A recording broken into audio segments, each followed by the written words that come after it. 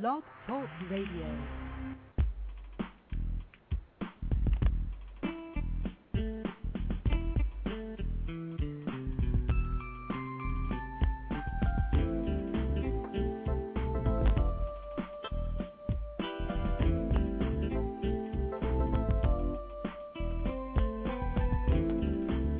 Hi, everyone, and welcome to Franchise Interviews, where we're asking the franchipreneur who owns one. I'm your host, Marty McDermott, with my co-host, Don Johnson.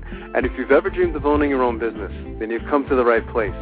We have a great show today. We're meeting with Yuen, the CEO and co-founder of How Do You Roll. And How Do You Roll, an aggressively expanding fast casual sushi franchise based in Austin, Texas, is expecting more than 10 locations open by the end of the year 2010. The franchise concept offers high-quality sushi at a reasonable price and is made within minutes. And that's coming up in segment 2 of Franchise Interviews. So stick around because we got a great show.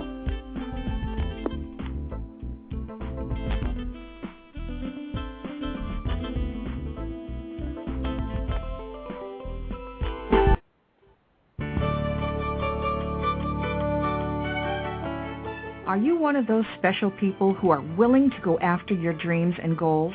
Are you ready to fulfill that dream of owning your own business with the security of a proven brand? The opportunity to take control of your future and own a Rita's Italian Ice franchise is within your reach.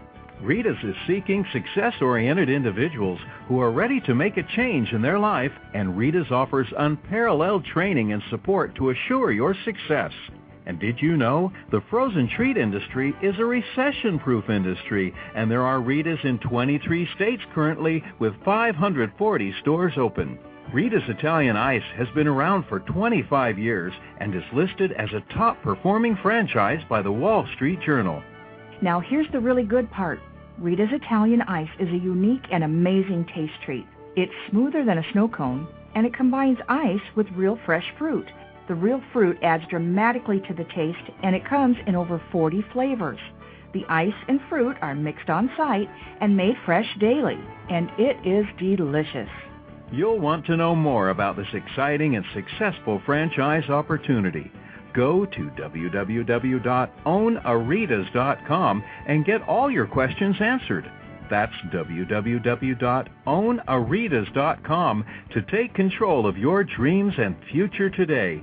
You don't want to wait any longer to be a part of this adventure. www.ownaritas.com.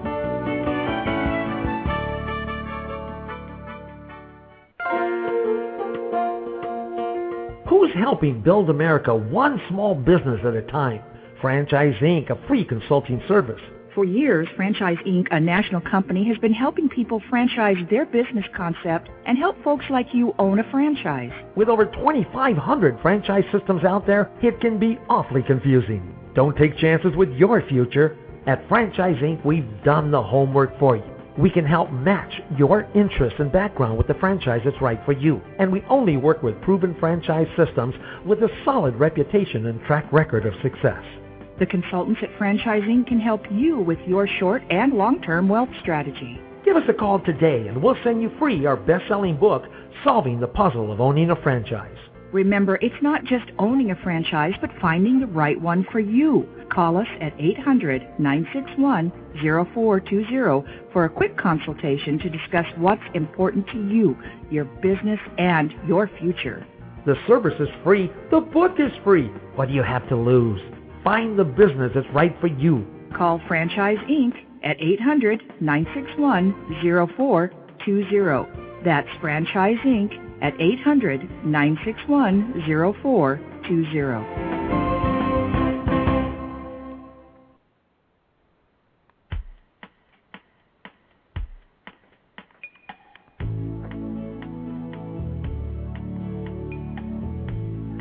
Hi, everyone, and welcome back to Franchise Interviews, where we're asking the franchipreneur who owns one. I'm your host, Marty McDermott, with my co-host, Don Johnson. And if you ever dreamed of owning your own business, then you've come to the right place. And today's show is being brought to you by Franchise Times Magazine. Franchise Times is the only publication that targets both franchisors and multi-unit franchisees and is a must-read for anyone looking to buy a franchise. And look for their new digital edition. How you doing today, Don? Welcome back. I'm doing fine this week. Marty, how are you? Good. As always, it's been pretty busy, but I guess that's a good thing. We had some technical problems last week, so I want to apologize to our listeners. That was tough. It was a little nerve-wracking last couple minutes of that, to be right before that show, So, but we're gonna have Beef O'Brady's on next week. Right. So next Thursday, yeah. Next week. That's next Thursday, yeah. So, so it sounds like you had a busy weekend as well, Don, huh? Yeah, it's my twins turned 6 last Friday, so we had a big birthday party with a bunch of kids, and the kids that age, you probably notice a little bit now, but they start talking about their birthday like a few months ahead of time. So sure, there's just a lot of pressure to get them some nice gifts and then throw them a nice party. Yeah, so we had a good time. It was a real nice day last Saturday. So it's on for the next. It's funny because we've had a lot of franchises that actually cater to that kind of situation too, Don. I don't know if I don't think I told you this. My wife and she's in this like mommy's club. They went to Bounce You last week, and we've had them. I believe we had them on the show. Again, we've done so many. Right, they're combined with Pump It Up. My twins' birthday party last year was at Bounce You, their 5th birthday. Okay, that's right. I guess that's what made me think about that. But I think we're thinking of doing his party this year at Bounce You as well. So that'll be a good party. So yeah. Oh, absolutely. So it's pretty interesting. But our last show, again, you're going to have to go back 2 weeks now, Don, to remember, because a lot's happened in 2 weeks. But we met with Jerry Slover, the Vice President of Franchise Development for NextEnd Brands. And just as a reminder, NextEnd Brands includes a family of franchise opportunities that include the Athlete's Foot, which I know you're definitely familiar with, Shoebox New York, Great American Cookies, Maggie Moo's, Marble Slab, and also Pretzel Maker, Pretzel Time. That's an interesting family of concepts, isn't it? And I thought Jerry did a good job in discussing all the opportunities. It's pretty tough when you have to discuss each one, Right. Yeah, I was surprised by how many different countries they're in. And as a matter of fact, there's news, NextEnd was just bought, as a matter of fact, just recently. So they have a new owner overall for NextEnd and all these brands. So hopefully that's going to continue to keep them going in the right direction. Right, absolutely. So again, we'll keep our eye on them. I think that was, I was a little surprised too at how many countries they were in. I love the story Jerry was talking about when he was going to, I think it was Kuwait. And I guess he was a little nervous going to the Middle East. And he gets off the plane and I think he sees like an athlete's foot as he's going down the escalator, and he felt at home. And franchising does that sometimes. It makes you feel back at home again. I told you that I had that experience when I was in St. Kitts for some time. When I saw KFC, it just made me feel a little bit at home. So. Or when I travel around the country to the different franchise shows and meetings, I just, I see franchises all over the place in the airports, it's in the amazing. malls. Well, some of the strips, as you're driving down. I mean, particularly in your area. I mentioned to you a couple of weeks ago, we were, driving down to the beach, and, just like on your Route 35s or 36s or Route 9, I mean, it just seems like franchise country, you know what I mean? Right. It's just franchise after franchise after franchise. It really is amazing, and, that's why the show is so important. If you look at what franchising has done in this country, I think at some point, and it's probably going to be soon, we'll probably have, I think we'll hit that number 1 million franchises here in the United States. I think when we started the show, we were at 750,000 franchises here in the U.S., and I think we're slowly approaching that 1 million mark. So who knows, we might get there before the end of the year. Well, I just visited another one this past Friday. I went out to Glen Mills, Pennsylvania, a little south Philadelphia and eastern Pennsylvania, and met with the owners of a Slim and Fit personal weight loss franchise. We had Jamie Brankus on the show last year. He was there. The store just opened. Slim and Fit's going very well. That was interesting. The first time myself seeing a Slim and Fit location. They were in a nice strip mall on a busy highway, and the owners are very excited to get the business going. Jamie, how he always is, was all hyped up and excited, and he wanted to start working me out there. I had to leave. And it's like waking up the next day with all my muscles sore. So he was all, I had to walk away when I saw him working out. You have to have high energy when you're with Jamie, that's for sure. He's just, you even hear his enthusiasm over the phone. He's just just a wonderful personality, and I'm so happy, that they're doing so well. I think the one thing about their concept is that it's a very simple concept if you think about it. Right. I think it's easy to duplicate. From eastern Pennsylvania all the way to California. Right. It's not a very difficult. Well, that's what's happening concept. so far. There's one open in Tennessee, Arizona. There's a few in Alabama. So things are going well so far. And it's low overhead, low investment size. It's fused together the two programs, the weight loss and the fitness part of it. So we'll definitely be staying on top of that. Yeah, we'll follow them, and we definitely got to have Jamie back again. In either at the end of the year or 2011, we'll bring them back to the show and just check out their growth, over that 1 year period of time. So pretty interesting. Definitely. So what do we got going on today? I know we have an interesting show today. This is kind of new for us in the almost 4 years we've been doing the show. Right. Yuen Young, CEO and co-founder of How Do You Roll franchise. It's a sushi franchise, food franchise based in Texas, and it looks like they have some good things going on with them so far. So we'll hear their story, Marty. Right, yeah. This is the first sushi franchise that we've had on the radio show. We did have one of our earlier newsletters back 5-6 years ago.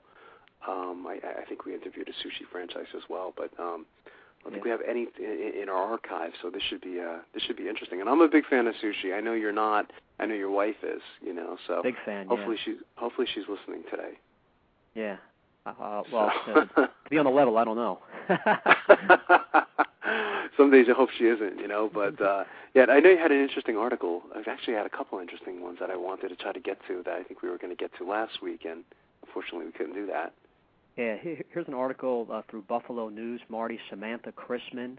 When the job market hits the skids, employees start looking for a little more stability. Often their gaze lands on franchising. In New York, more than 430,000 people make their living owning franchises, according to a report by the IFA.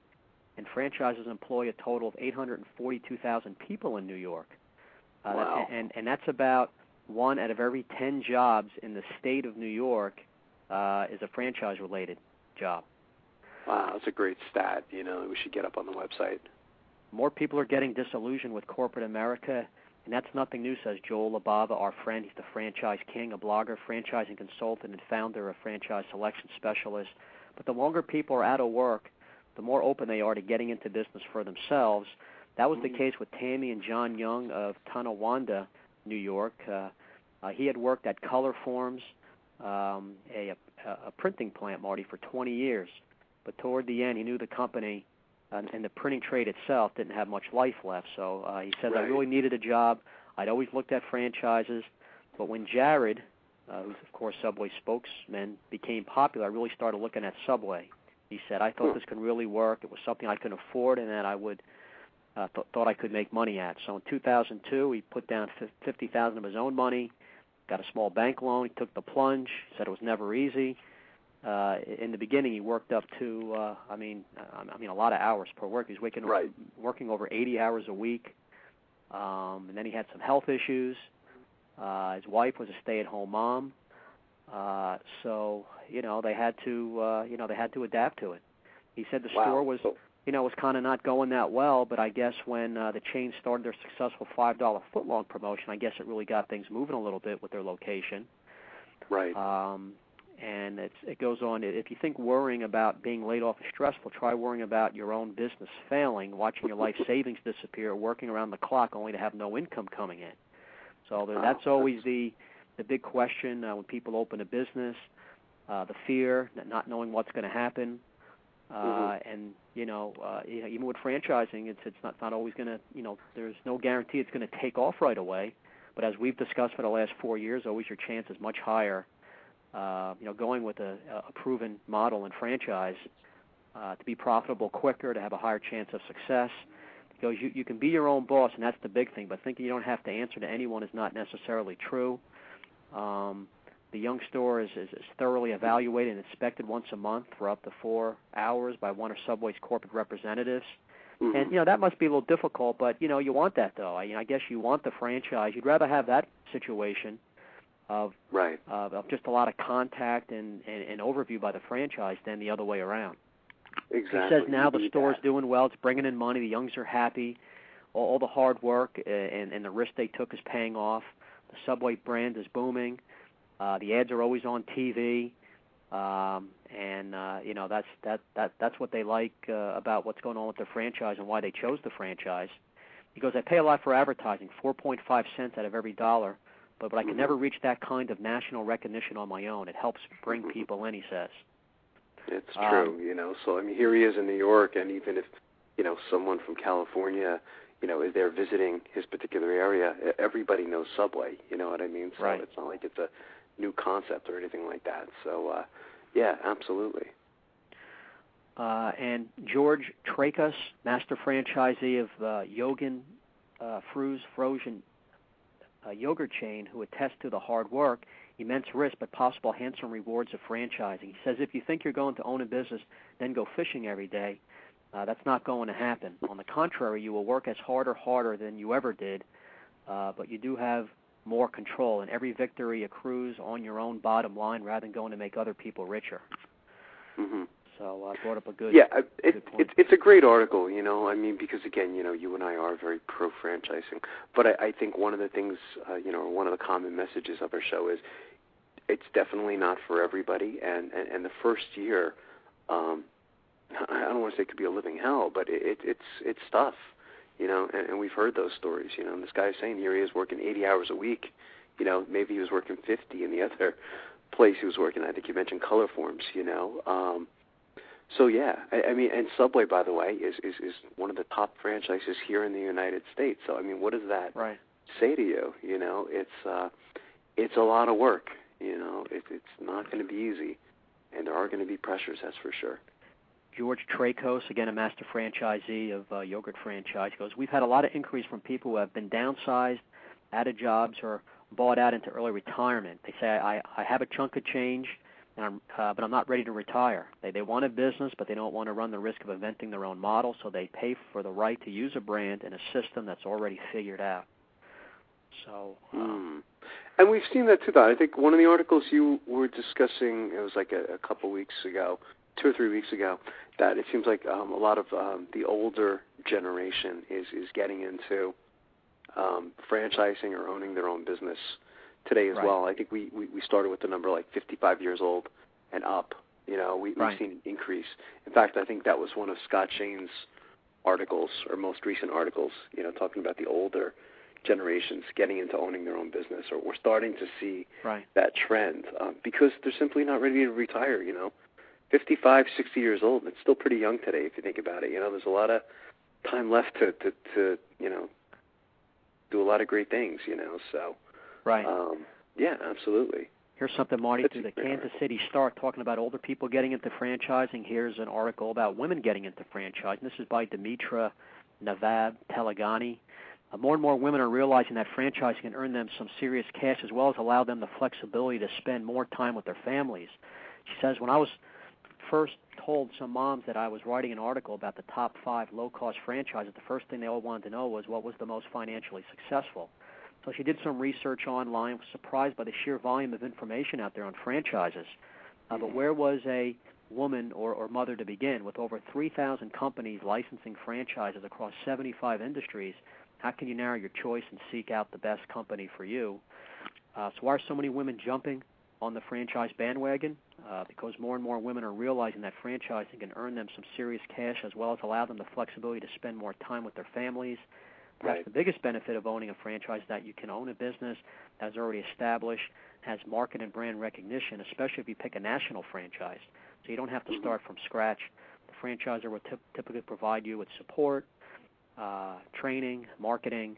But before you jump in, you have to do your due diligence, something we're always have mentioned in detail numerous times.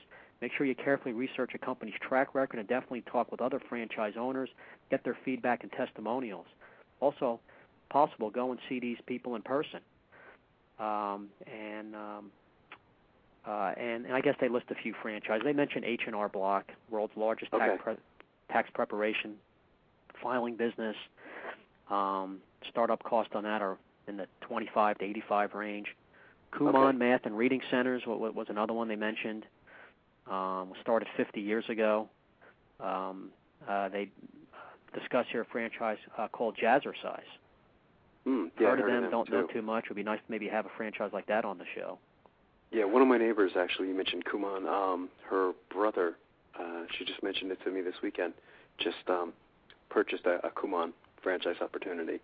I guess apparently he's been researching a while. I said, why didn't you have him call me? But yeah, he seems like he did his due diligence. I mean, it took a long time to make that decision, but it's interesting. The one thing about women though going into their own franchise too is, some of these, as you mentioned, Don, are very demanding too. Though, I mean, if a woman goes into, let's take that scenario that you referenced before, Subway, and they want to spend more time with their family, she would be someone who is very frustrated. I mean, again, working 70, 80 hours a week. Right. There are franchise opportunities that provide you with the opportunity of working for home, or sometimes a 9-to-5 kind of opportunity, whatever that may be. I mean, and that's one of the questions that you have to ask yourself first. Why am I doing this? Why am I getting into this? If it's to spend more time with your family and you get into a Subway, well, again, your first year, you're going to be spinning your wheels because you're not going to be home very much. Right. So that's important to know too. And the final two franchises they mentioned are Remax International, obviously real estate franchise, and also Merry Maids, the largest home cleaning franchise network in the world. Right. You have to remember, I mean, when you get into something like a Merry Maids too, I mean, you're the person cleaning the homes either. You know what I mean? You're hiring to do those things. It's the same thing with senior care. And when we had, OxyFresh on, it's about a month ago. That gentleman, I mean, he got into it with no intention of actually cleaning carpets, but to hire people that did the job for him, and he's doing very well, so. Right, good point. So, again, this is one woman's opinion. We're not saying these are the top 5, but these are established franchises that have been doing pretty well. Yeah, and they are. She mentioned some pretty good names there, and you wonder sometimes how they come up with these things. And it's amazing when you see the numbers, too, isn't it? She mentioned, 3,000 different franchise opportunities, 75 different industries. You see all sorts of numbers, don't you? A lot of times we'll see 2,500 at 80 industries or 85 industries. So I don't think we have one set number defined just yet, So that's a great article. Is there anything else? Or from the Wall Street Journal. Here's something very interesting, Marty. Franchisees were employees, not contractors, by Richard Gibson. A court case set for trial coming up soon has set off alarms in the U.S. franchising industry as it challenges the long-held notion that franchisees are independent business people, not employees. The case involves Coverall, North America, a commercial cleaning franchise based in Florida, which was sued back in fall of 2007 by franchisees who contend they deserve minimum wage, overtime pay, and other benefits of employment. This is pretty incredible. Franchising legal experts have been closely watching the case since March, when a judge in a federal district in Boston found that Coverall's franchisees are essentially workers who pay a franchise fee to perform the company's core business, which is cleaning buildings. Coverall fails to establish that the franchisees are independent contractors. This judge, William Young, wrote in his opinion, finding that the company had violated Massachusetts employment law. The ruling, if allowed to stand, could force some franchises to reclassify independent franchisees as employees, legal experts say. That would mean franchises would have to pay prevailing wages, match Social Security and Medicare contributions, extend workers' compensation, provide other benefits. The trial will determine whether the company committed unfair and deceptive business practices and also misclassified Coverall franchisees as independent contractors in other states. Says Shannon Liss Reardon, the plaintiff's lead attorney. To be sure, the Coverall case involves allegations that, if proven, would set it apart from most franchises. The plaintiffs, described in court papers as mainly immigrants with little to no fluency in English, contend they were misled into paying a franchise fee as high as $30,000 to win cleaning jobs. Coverall has denied the claims, said an appeal depends on the trial's outcome. So, I'd really be shocked if something like this really came into play in the franchise industry. But I guess this is probably an isolated case for this specific franchise who maybe, depending on how their franchise agreement was set up or worded or whatever, it should be interesting to see what the ruling is on this. Yeah, and I can understand why everyone's watching that, because what will happen, Don, is it will set, I guess, a precedent, right, for other franchisors, like you said. Right. You know, and it could really impact the whole country. So, I mean, I can understand why. We're definitely going to have to keep our eye on this one and watch to see what happens. This is the first time I'm hearing about this, you know. I haven't heard about this topic before, but it's that's fascinating. Wow. Yeah, I was it's good. a little shocked when I was reading topic. it. Yeah, I was like, well, I mean, that's incredible. Something. So, anyway, as your guest is called Yuen has called in, Don. So why don't we do this? We'll take a quick break, and we'll be right back with more franchise interviews.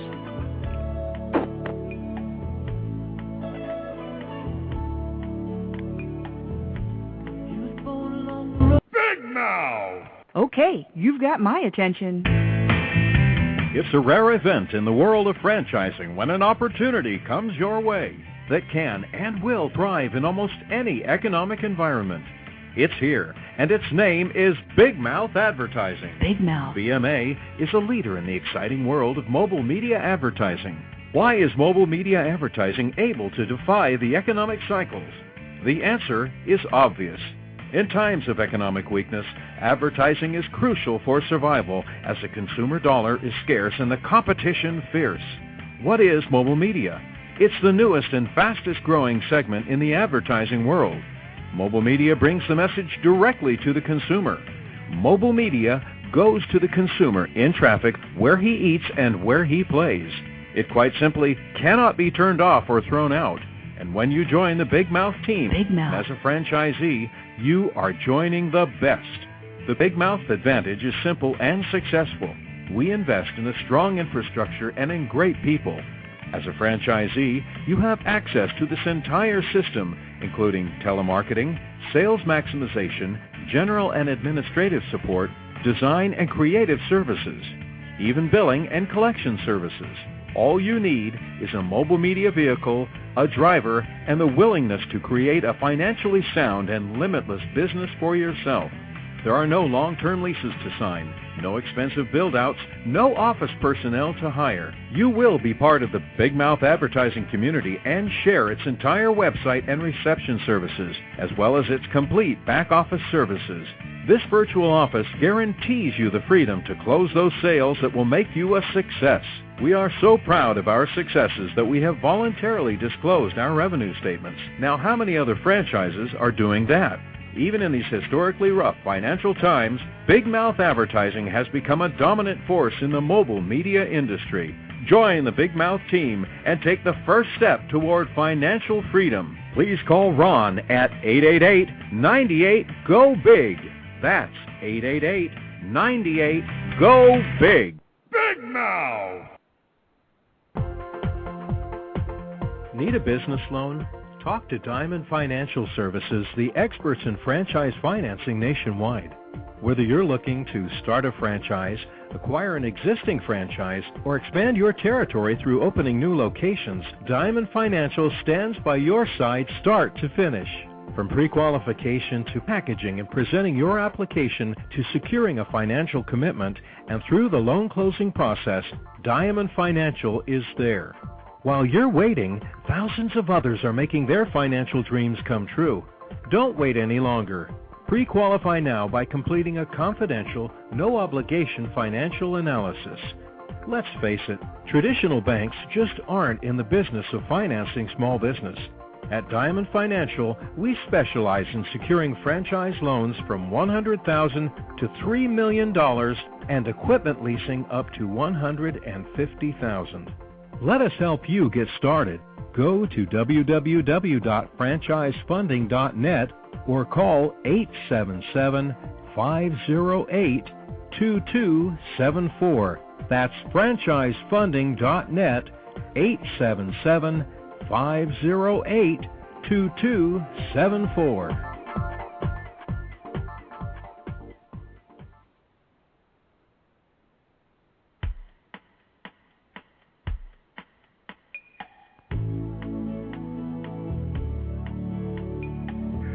Hi, everyone, and welcome back to Franchise Interviews, where we're asking the franchipreneur who owns one. I'm your host, Marty McDermott, with my co-host, Don Johnson. And if you've ever dreamed of owning your own business, then you've come to the right place. And as we were saying earlier, Don, we have a great show today. We're meeting with Yuen, the CEO and co-founder of How Do You Roll, and How Do You Roll, an aggressively expanding fast casual sushi franchise based in Austin, Texas, is expecting more than 10 locations open by the end of 2010. Hey, Yuen, how are you today? Good. Good morning to you guys. Good morning, and joining us is my co-host, Don Johnson, and I know, Don, you wanted to say hello to Yuen. Yeah, we appreciate you coming on, Yuen. We look forward to hearing all about your franchise and,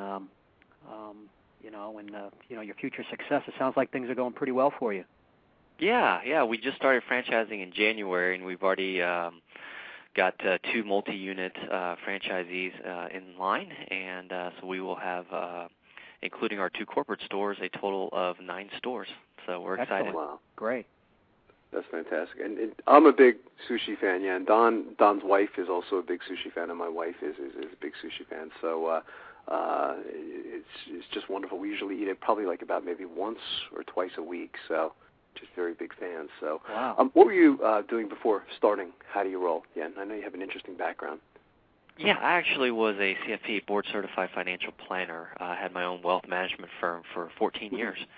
And was very successful at it, but this opportunity came along, and I just felt like, wow, I'm shocked that this market hasn't been explored and done well. So that's why I decided to give up that career and switch over to this one.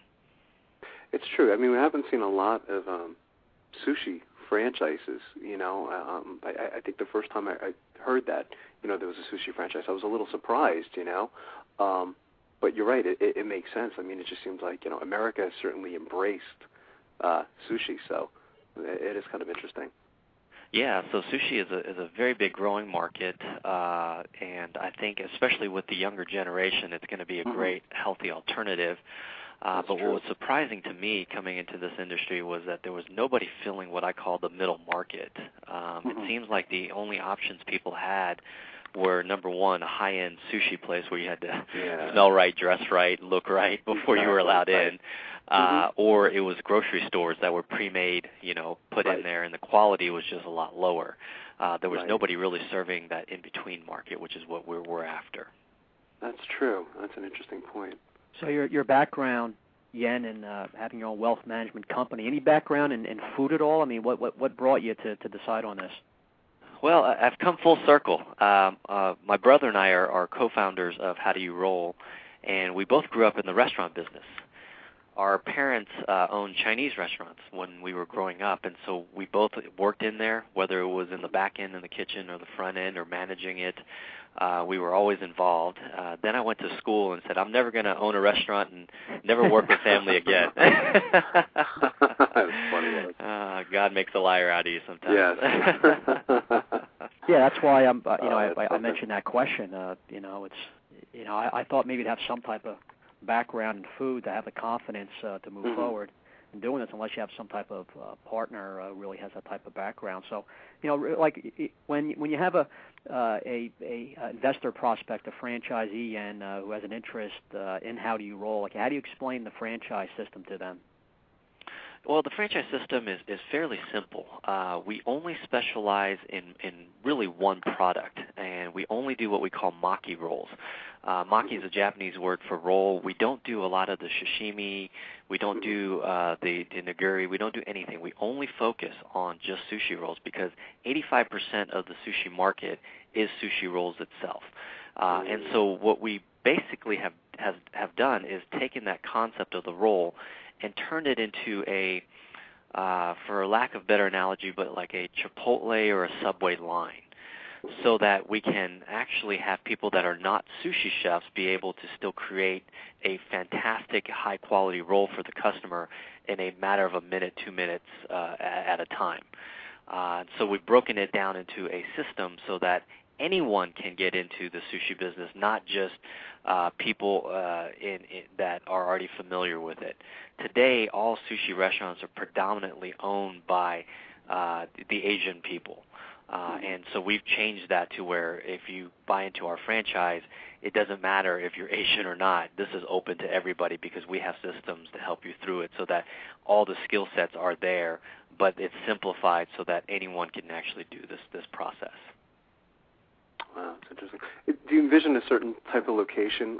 What kind of location would work best for this kind of franchise opportunity in?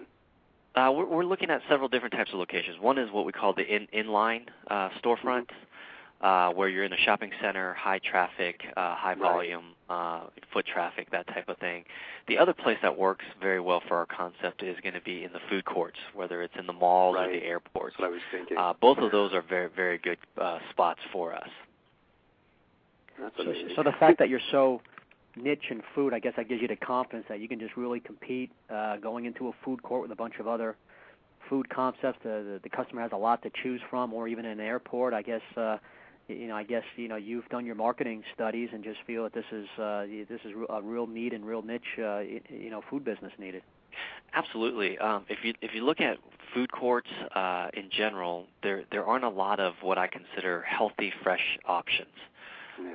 There seems to be a little bit more move towards that market of fast cash or healthy, but it's really more along salads and sandwiches. Sushi has not been able to get itself into that market, and that's where we're coming in. If you look at the general, breakdown of the options that are available in the fast food side, or quick service, you're really talking about the healthy choices are going to be your sandwich or salads, again, whether it's in a food court or an inline store. So we feel like we definitely can fit into that market very, very well. That's great. Who gets credit for the name, Yuen? Is it you or your brother? Or, it's a pretty clever name. So it's... Yeah, I will take credit for that because I did come up with How Do You Roll. Yeah, it is. It's a very clever name, and it does kind of indicate that it is a sushi place, So I just thought it was very clever when I heard the name. It's always like great stories sometimes when you hear how the founder came up with the name, But yeah, you beat me to it, Marty. That's usually the question I ask. Yeah, well, that's why I stole it from you, Don. So has technology played a role in this kind of franchise yet? I mean, again, it sounds like it's a pretty simple concept, but how do you guys use technology? Technology has been a big part of it. I think that if we were 10, 15 years back, we wouldn't be able to do this concept at all. It wouldn't even exist. We actually have 4 pieces of specialty equipment that we ship from Japan in order to make our process and our speed where it's supposed to be. If you look at a typical sushi chef making sushi rolls, they will take anywhere from a simple roll 5 to 6 minutes to a more complex roll of about 10, 15 minutes. We are able to do that process with technology in 1 to maximum 3 minutes. Wow, it's amazing. Yeah, so big difference. I mean, you guys might actually have a drive-through one day. It's just it's amazing how quick the it could drive-through actually concept, be done. Yeah, we thought about the drive-through concept, except that we are very big on how do you roll, so you get to see all the ingredients, so you get to pick all the see ingredients. Yeah. So it's an experience as well, kind of like we call like a Starbucks, like an experience. But you're right. That's exactly right. It's actually made, So it is fascinating. I know this industry is huge, Yuen. Are there any numbers, any up-to-date numbers? I mean, sushi has certainly grown in this country, over the last decade. Yeah, so in terms of market share, the sushi actually is still small relative to if you compared it to burger joints, pizza, though Mexican, even Tex-Mex is a lot bigger market. So when you look at sushi, it's still, at this point, still kind of breaking into the bigger market, becoming more mainstream. So the food industry, from sushi perspective, is only like 5-10% of the entire market, so relatively small. The predominant ones are still all your burgers and your pizzas and your Mexican food and even Chinese food.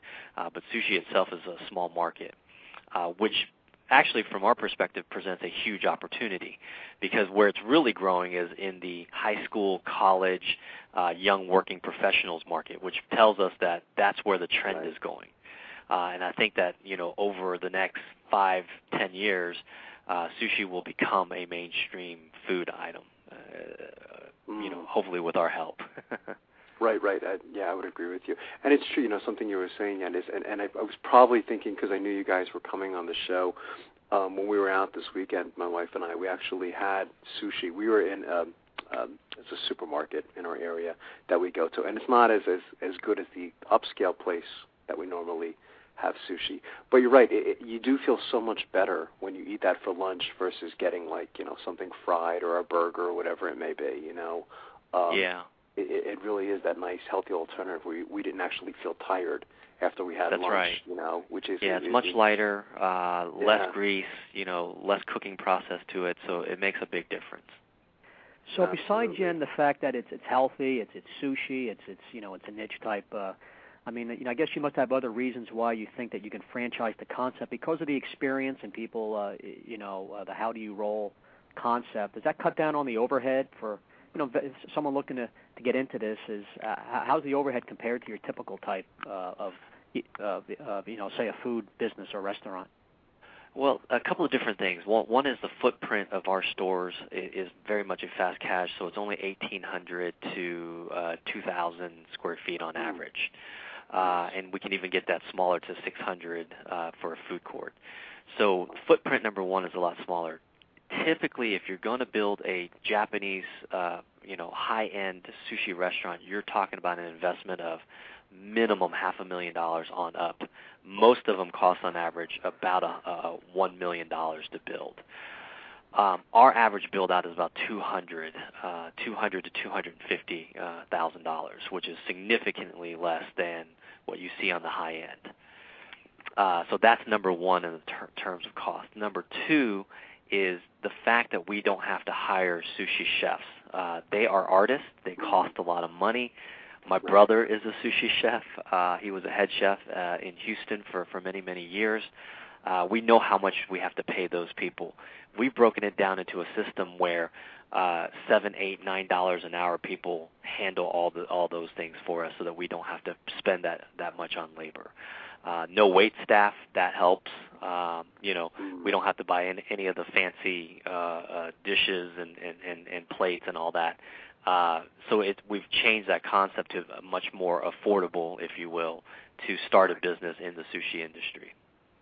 Yes, that's why what I mean. That's why I asked that question. I think that's key to someone like you said. You don't have to be Asian to open up this type of franchise, and people are looking for nice investment opportunities and nice, simple. I guess that's why you thought it was perfect for a franchise. Also, the process, the daily operations of the business. So, and also consider our price point on our menu. The average sushi roll, if you went to a restaurant, probably cost a California roll which is as basic as you can get, probably costs about $6, and then on up to fancier, specialty rolls as they call them, $15. Well, we use double the ingredients that they use, so you're getting a full meal out of it, and we're only charging half the price. So our price point on average for a sushi roll is $6 to $8 for 10-piece, which is double the amount of what you get at a regular sushi restaurant, because they use half sheets, we use full sheets. So that's another big distinction as well. Yeah, good. That's great. And what are the type of franchisees you're looking for? Any specific characteristics or background with some of the very much so. What we're looking for is maybe a little bit unique. Obviously, you have to have the financials. You need to have at least $150,000 liquid capital, and then the ability to borrow or get additional capital to finish the build out. Right. But more importantly, when we started this company, my brother and I sat down and I told him, hey, I'm not going to do this unless we're doing something that makes the world better. And that actually became our corporate mission. It's to make the world better one stomach at a time. And so everything we do around thanks. Everything we do around that is the question of, does that make the world better? And so when we look for franchisees, we're really looking for certain core values from them. Of course, high integrity. We want to make sure that they're quality people, strong work ethic, because it does take some work to do this. They're coachable because with franchise systems, they have to be able to follow the system. They have good emotional competence, not just IQ, but EQ. And then finally, they believe in betterment. They want to make the world better. And the combination of those 5 core values is what we're testing for or looking for all the time. I like that. Those are great reasons. Spot on, isn't it? Yeah, it's fantastic. Yeah, we have to take a quick break. Are you able to stick around for another segment? Yeah, sure, absolutely. That's fantastic. We'll be right back with more franchise interviews.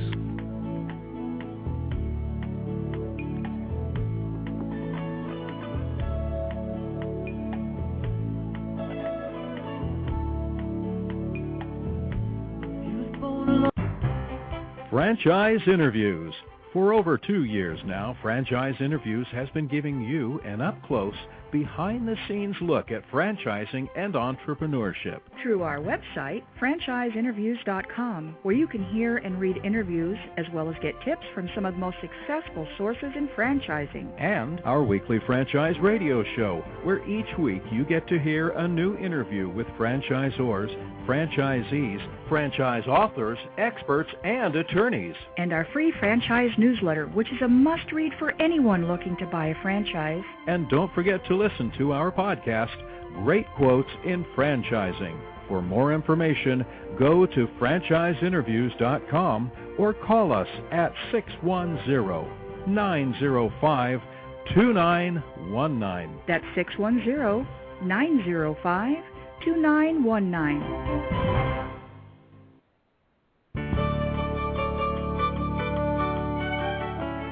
Are you one of those special people who are willing to go after your dreams and goals? Are you ready to fulfill that dream of owning your own business with the security of a proven brand? The opportunity to take control of your future and own a Rita's Italian Ice franchise is within your reach. Rita's is seeking success-oriented individuals who are ready to make a change in their life, and Rita's offers unparalleled training and support to assure your success. And did you know the frozen treat industry is a recession-proof industry, and there are Rita's in 23 states currently with 540 stores open. Rita's Italian Ice has been around for 25 years and is listed as a top-performing franchise by the Wall Street Journal. Now here's the really good part. Rita's Italian Ice is a unique and amazing taste treat. It's smoother than a snow cone, and it combines ice with real fresh fruit. The real fruit adds dramatically to the taste, and it comes in over 40 flavors. The ice and fruit are mixed on site and made fresh daily, and it is delicious. You'll want to know more about this exciting and successful franchise opportunity. Go to www.ownaritas.com and get all your questions answered. That's www.ownaritas.com to take control of your dreams and future today. You don't want to wait any longer to be a part of this adventure. www.ownaritas.com.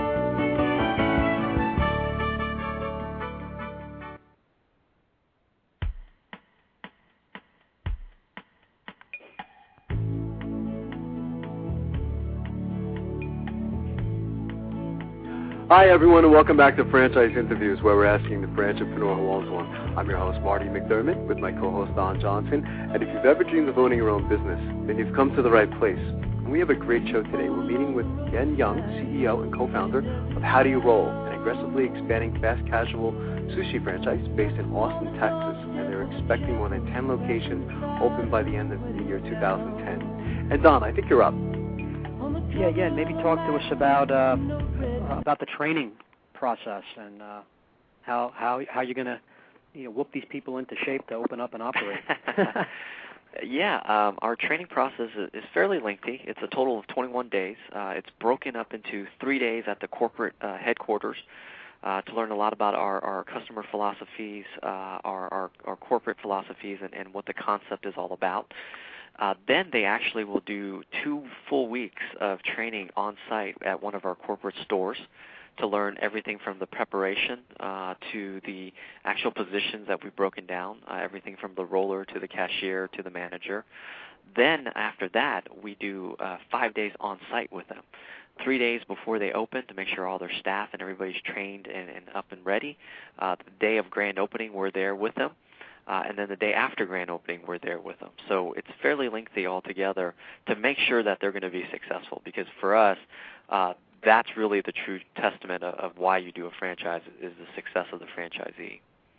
I guess that's something that'll always be going on with your franchisees. There's always going to be some new things. So training is an ongoing process, I guess, with that's correct, especially your type of business, yeah. Yeah, and we require a minimum of 5 days additional training per year. that they do. So we want to definitely stay ahead of the game and on top of the markets and the market trends. That's interesting.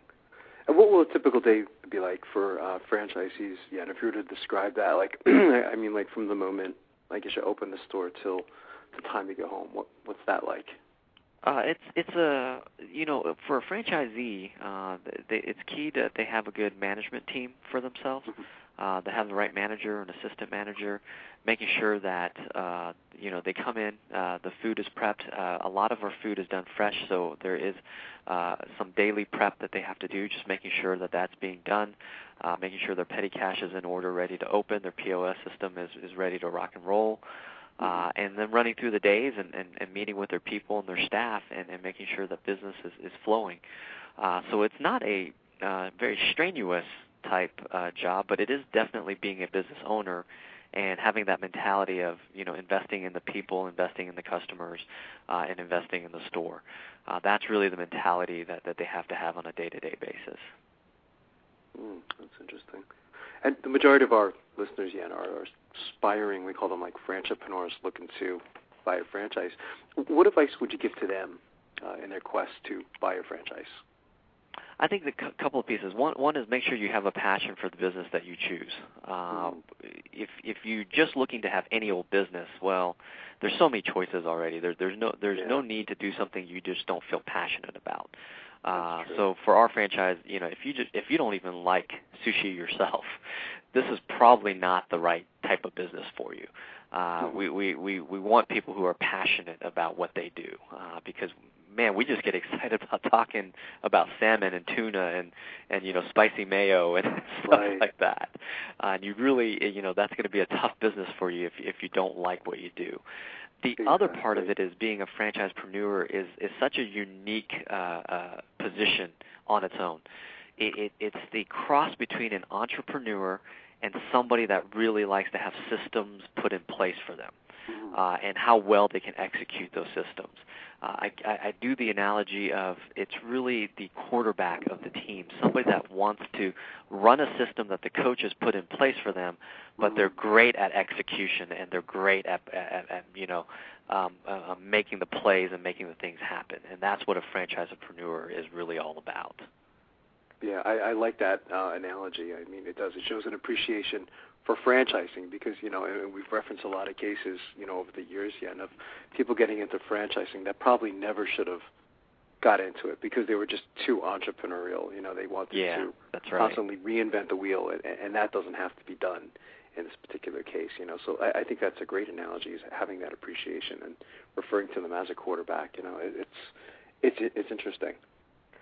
I think you're going to get interest, Yuen, from other franchisees, multi-unit owners who want to diversify their brand and do something else. But, you know, whether it's that type of investor or the you know, the husband and wife just looking to open up one location, I guess, you know, you'll accept, if approved, those type of buyers, right? Oh, absolutely. We do both single unit and multi-unit. So both of those options are available. And we don't really have a preference between one or the other. We just want people who are passionate about, really, for lack of better words, Americanizing sushi with our beef and chicken options in there as well. And I think with people trying to lease space, it's probably at least the next year or two where it's probably going to be some pretty good bargains on, you know, you're working with landlords and people leasing space. So that's a big, you know, nice timing of you starting this and moving forward with the health part of it, with the fact that it's sushi, with how you have your system, and then you know, with, you know, making the overhead lower on people leasing space. Yeah, we're finding that the real estate market is just absolutely fabulous timing for us. When we actually started our first corporate store, it was just the opposite. It was the pendulum was completely on the other side, and landlords didn't negotiate. They didn't give you any TI money. They were basically a take it or leave it type attitude. Whereas now, what we're finding with our franchisees, as we're looking for real estate for them, it's completely a different field. I mean, these landlords are like, hey, what do I need to do to get you in here? So I think the timing and the opportunity is there. It won't last forever, but I think we still got a few good years there for the real estate market. Right. That's what I feel also. Yeah, absolutely. What are your plans for the future, Yuen? I mean, how big would you guys like to get? I know for 2010 you're looking at like around the 10 number, but how about where do you see yourself maybe 5 years down the road? Our corporate goals are to have 100 stores in process in 5 years. But we always said that when we do this, we're going to do it right. So we don't want to grow so fast that we can't take care of our franchisees. And so we felt like if we did about 10 the first year to get our systems down, and then 20 to 25 the following year, following 4 years really, to get to 100 units, that's manageable for us. And that's something that we want to make sure that we do well. I don't want to be creating a brand where we sell 100 units in a year, but 50 of them fail the following year. Right. It just doesn't make any sense to us. Yeah. Yeah, no, I think that's a great plan. What's the best way for our listeners to get more information on becoming a franchisee? And are there any websites they can go to, any numbers they can call? Yeah, absolutely. The easiest way to get us is if you're interested in a franchise is just go straight to our website at howdoyouroll.com, all spelled out, one word. Yeah, howdoyouroll.com, and there's a section there for franchisees and a section for people who are interested. So if they click it and fill out the little website piece, then they'll be able to get that information to us. That's fantastic, and I want to thank you again, Yuen. You've been a fantastic guest, and Don and I will be keeping our eye out for you guys, and we'd like to invite you back next year as you guys continue to grow. Well, great. Thanks a lot. It's been a pleasure. Thanks so Good much, job. Yuen. Have a Good great luck. day today. All right. You guys have a great day. Bye-bye. Thanks, yes. Great show, huh, Don? Yeah, interesting. His background, and I've got to ask him what his family feels about what he's doing. But I'm sure they're backing him. It's a good question.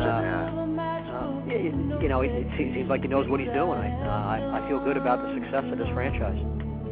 Oh yeah, no. I mean, again, being a fan of sushi, I mean, he really described it to a T. I mean, there's no middle ground, Don. I mean, when you're like sushi, I mean, we have this really upscale place in Easton, Pennsylvania, and we don't go that often because typically it costs a lot of money to go, Right. Or we can go to our local supermarket and get sushi there, but it's just two different extremes, There's there's no middle ground, So it just makes so much sense, and just I like how he answered the technology question.